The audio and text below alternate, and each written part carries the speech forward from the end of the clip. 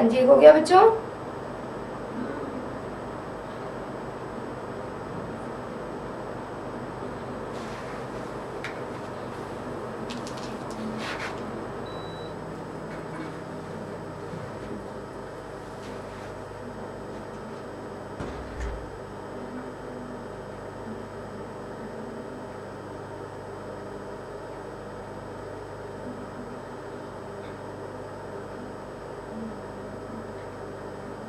हाँ जी कुमारवी, हो गया बेटा। करो करो, जल्दी से करो, quick.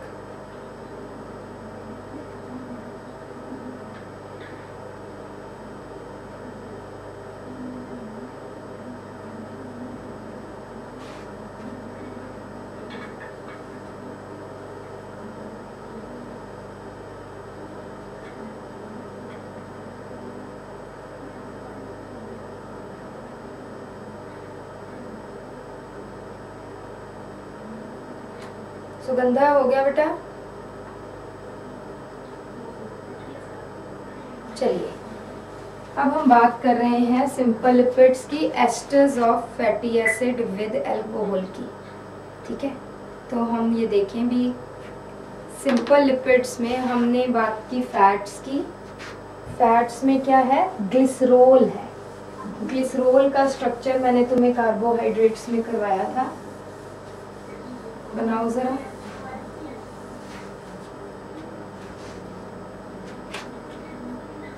It is CH2OH, CHOH, CH2OH, यही है ना? This is glycerol. ठीक है, आपको पता है कि CHO की जगह यहाँ पे क्या आ गया? CH2OH आ गया था। ठीक है, हमने अगर रिड्यूसिंग एजेंट से इसको जो है वो हमने ट्रीट करवाया, अगर हमने ग्लिसरल्डिहाइड को, ग्लिसरल्डिहाइड में क्या था यहाँ पे? CHO, CHOH, CH2OH, ग्लिसरल्डिहाइड को रिड्यूसिंग एजेंट से ट्रीट करवाया तो क्या बन गया? Aldehyde gets reduced to alcoholic group, so it becomes glycerol. इसको हम और क्या बोलते हैं? क्योंकि इसमें 3 हाइड्रोक्सिल ग्रुप्स है तो हम इसको क्या बोल देते हैं? ट्रायाहिड्रिक अल्कोहल और ग्लिसरोल। इसके साथ हमने क्या अटैच कर दिया? एक फैटी एसिड लगा दिया, R1। तो कैसे इसमें एस्टर बॉन्ड बनेगा? This will react with the first carbon and there is removal of one water molecule। पानी जो है एक मॉलिक्यूल उसका रिमूव हो गया, तो आप देख सकते हो ये क्या बना है? CH2 COO, या हम कहेंगे C double bond O OR1 CHOH CH2OH। क्योंकि यहाँ पे एक फैटी एसिड जो है वो अटैच हुआ है, so this is called as monoglyceride.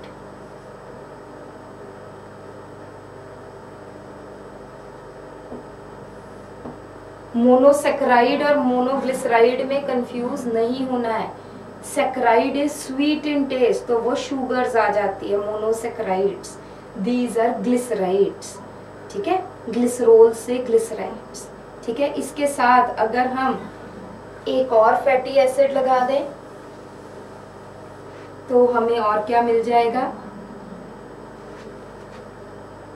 CH2 COOR1 CH COOR2 and CH2OH। This is डायाग्लिसराइड और ट्रायाग्लिसराइड आप खुद बनाओगे। ठीक है, बनाओ फिर फटाफट से। तो ये आपने क्या बनाना है, स्ट्रक्चर ऑफ फैट्स, वैक्सेस नहीं है, these are structure of fats. जल्दी से बना लो।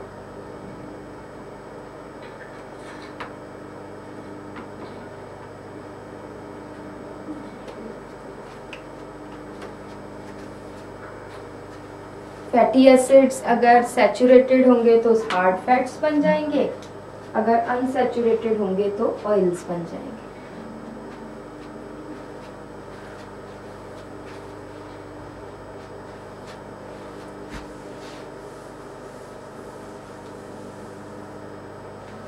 ट्राइग्लिसराइड्स खुद बनाओ जल्दी से।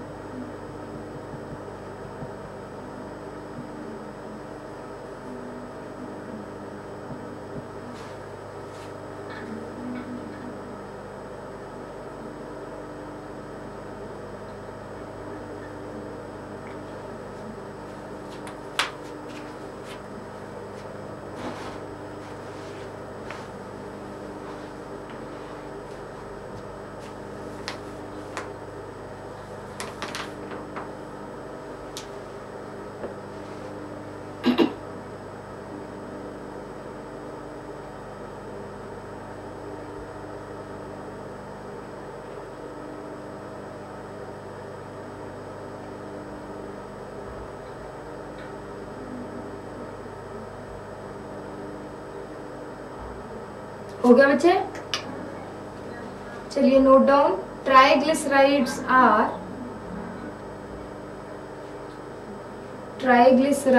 Are most abundant glycerides. Triglycerides are most abundant in nature. ये लिख लो जरा, लिखा हुआ है, 1 मिनट में आ रही।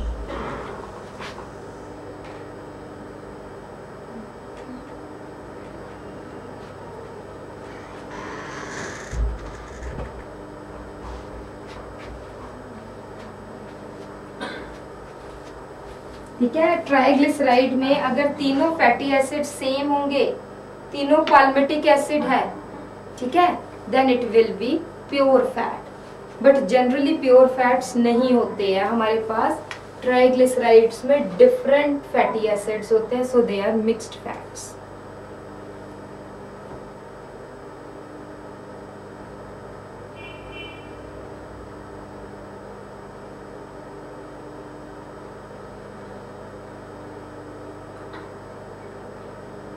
ठीक है जी, नेक्स्ट पॉइंट लिख लीजिए।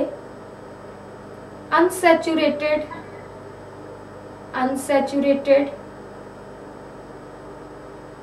Fatty acids can easily combine with oxygen and other chemicals.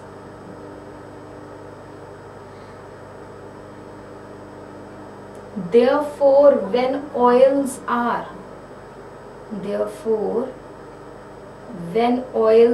exposed to oxygen,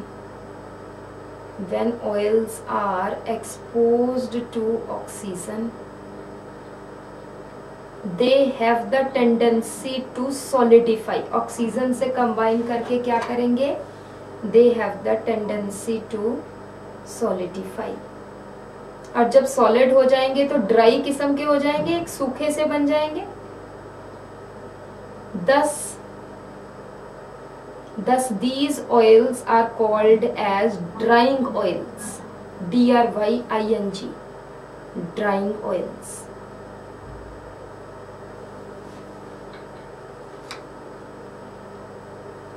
ठीक है जी। दूसरी बात, ये आपने 10th में भी पढ़ा होगा, आगे +1 में भी ऑर्गेनिक में पढ़ेंगे कि जो अनसैचुरेशंस है, अनसैचुरेशन डबल और ट्रिपल बॉन्ड कैसे रिमूव कर सकते हैं? हाइड्रोजन ऐड कर दो, ठीक है ना। डबल और ट्रिपल बॉन्ड किसके कारण है? हाइड्रोजन की कमी के कारण है। अगर हाइड्रोजन ऐड कर देंगे in the presence of nickel और palladium as catalyst, then unsaturated hydrocarbons will get changed into saturated hydrocarbons। ठीक है, तो oils can be changed into hard fats by hydrogenation। Can you get me? ठीक है, तो लिख लो next point, oils can be converted into hard fats by adding hydrogen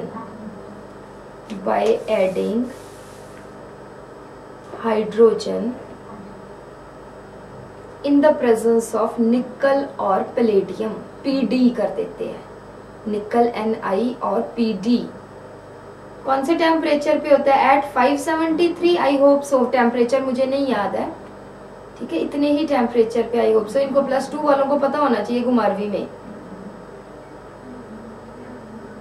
alkenes की है, वहां पे करते नहीं हो, ठीक है, लिख लो एट 573 डिग्री केल्विन।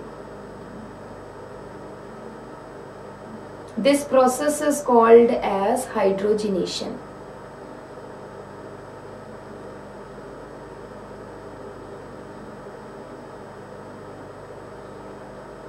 ठीक है जी। नेक्स्ट पॉइंट आ जाता है ऑयल्स। अब एक चीज आपको क्वेश्चन जनरली पूछा जाता है, ऑयल्स जो है वो लिक्विड क्यों है? क्योंकि उसमें या तो अनसैचुरेटेड फैटी एसिड्स है, ठीक है, या फिर सैचुरेटेड फैटी एसिड्स भी है, तो वो छोटी छोटी चेन्स है, बड़े बड़े कंपाउंड्स नहीं है। क्योंकि अगर सैचुरेटेड हाइड्रोकार्बन की चेन बहुत बड़ी होगी तो वो तो सॉलिड ही होगी रूम टेम्परेचर पे। हम कहते हैं देसी घी, हम कहते हैं बटर, ठीक है, तो इसमें बट इज देसी घी और butter, does it consist of unsaturated की सैचुरेटेड? अब एक तरफ आप डालडा ले लो, डालडा घी पता ही है ना, लिक्विड वाला नहीं, वो जो सख्त वाला डालडा होता है, मार्गरेन घी जो होता है वो ले लो, फिर देसी घी ले लो और फिर साथ में रिफाइंड ऑयल ले लो। आपको जो पता है कि वो जो डालडे वाला घी होता है वो तो गर्मियों में भी जो है वो सख्त ही रहता है, ठीक है, that has lot of long chain saturated hydrocarbons, saturated fatty acids. जो रिफाइंड ऑयल है it has only unsaturated fatty acids. और जो देसी घी है उसको आप देखते हो कि अगर हम रूम टेम्परेचर पे रख दें तो वो थोड़ा सा सेमी सॉलिड सा होता है, और अगर फ्रिज में रख दें तो वो हार्ड हो जाता है। ऐसा ही होता है ना, इन बिटवीन कंसिस्टेंसी है। तो देसी घी has saturated fatty acids but short chain saturated fatty acids, ठीक है। बटर को बटर क्यों बोलते हैं? बिकॉज इसमें जो फैटी एसिड है इट हैज ब्यूटेरिक एसिड, ठीक है, ब्यूटेरिक एसिड में ब्यूटेन से बनता है ना, C4, ठीक है ना, तो इनमें शॉर्ट चेन फैटी एसिड्स है। तो यहाँ पे आप लिख लीजिए देसी घी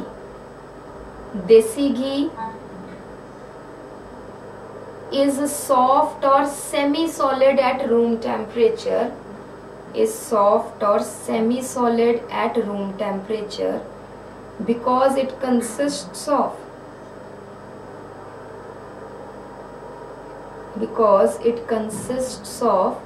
short chains of fatty acids, because it consists of short chains of saturated fatty acids, small chains है, as compared to long chain fatty acids present in वनस्पति घी। जो ये डालडा जिसको हम कह देते हैं, प्रेजेंट इन वनस्पति घी।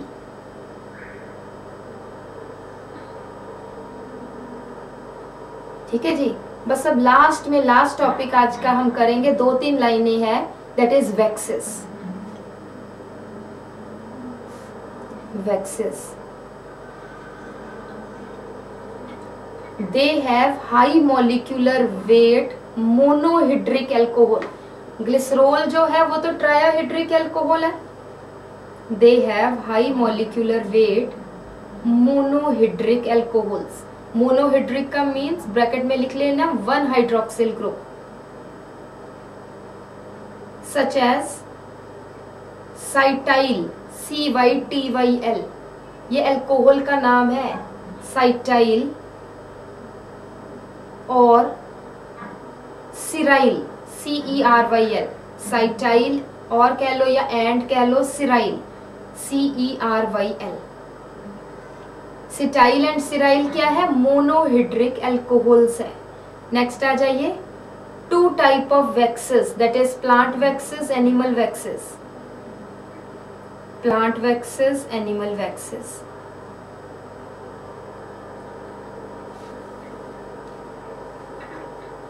एनिमल वैक्सेस में फर्स्ट आ जाइए lanolin.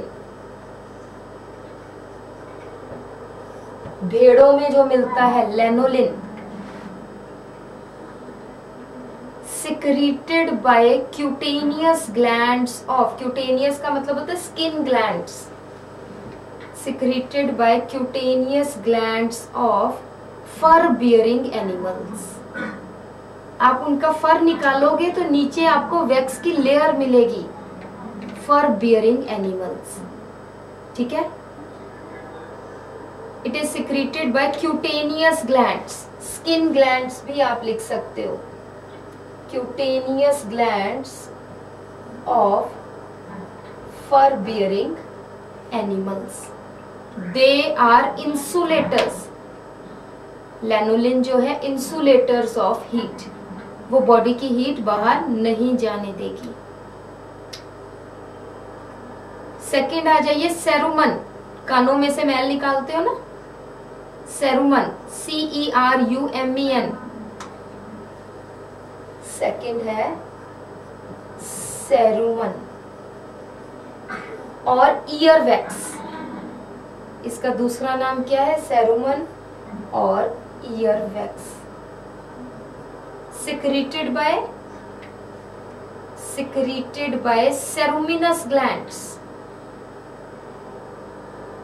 ceruminous glands of eardrum, ceruminous glands of eardrum, protects the ear from harmful organisms and dust। उनको ट्रैप कर लेती है ये मैल हमारी,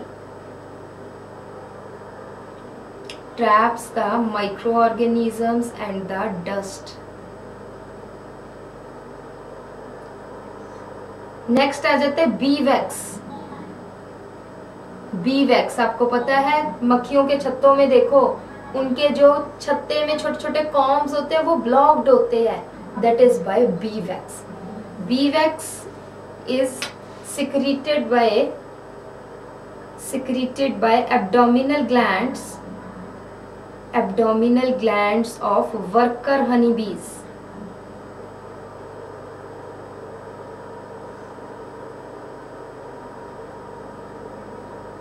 It is the ester of myricyl alcohol. इसमें एक मैंने 2 एग्जांपल्स बताई थी ना अल्कोहल की, सिटाइल, सिराइल, और एक होता है मेरिसाइल। ठीक है, it is the ester of myricyl alcohol with fatty acid, with palmitic acid।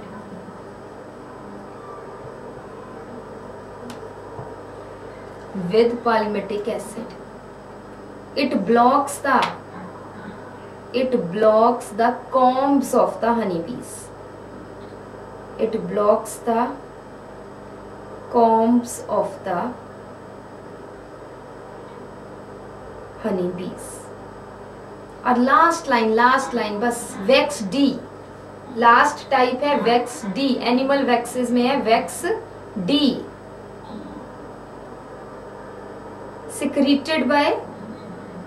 secreted by leprosy and tuberculosis bacteria, secreted by leprosy and tuberculosis bacteria, and it is responsible for causing the disease. It is responsible for causing the disease. ठीक है जी. सो ये आपकी आ गई है animal waxes.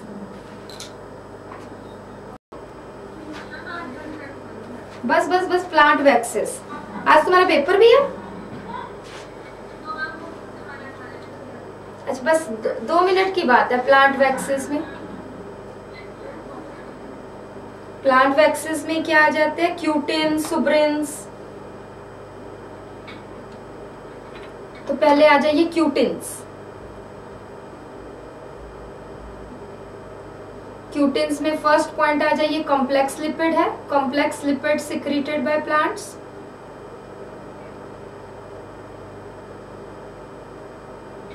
Second point आ जाइए forms cuticle.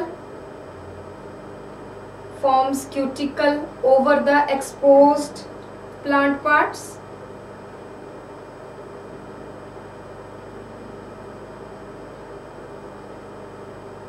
Third point आ जाइए reduces the rate of transpiration. ये आपको पता ही है.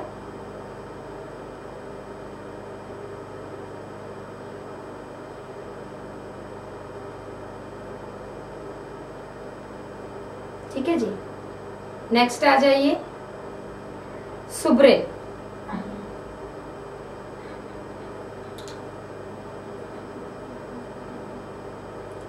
सुब्रिन जो है it is secreted by Koch cells and endodermal cells.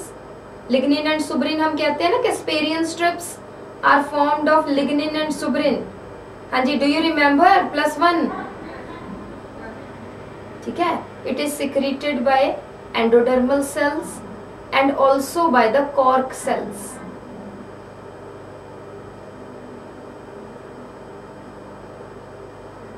Next point है it is deposited in the secondary cell wall, making it strong and impermeable. Making it strong and impermeable.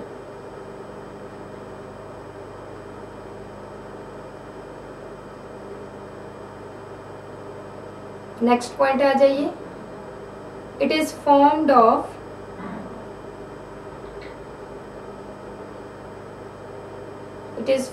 fatty acids,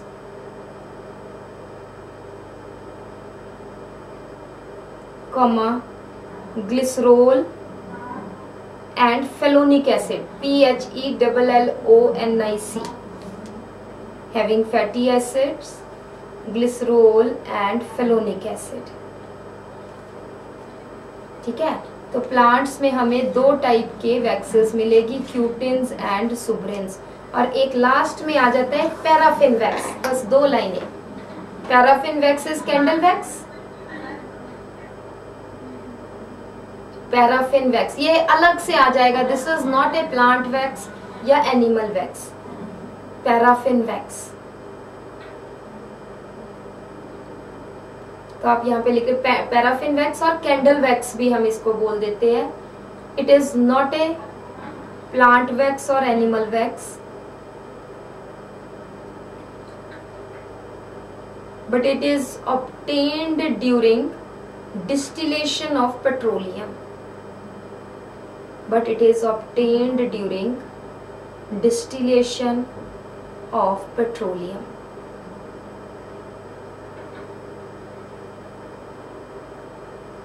Next point आ जाइए. Candles are formed of paraffin wax and stearic acid.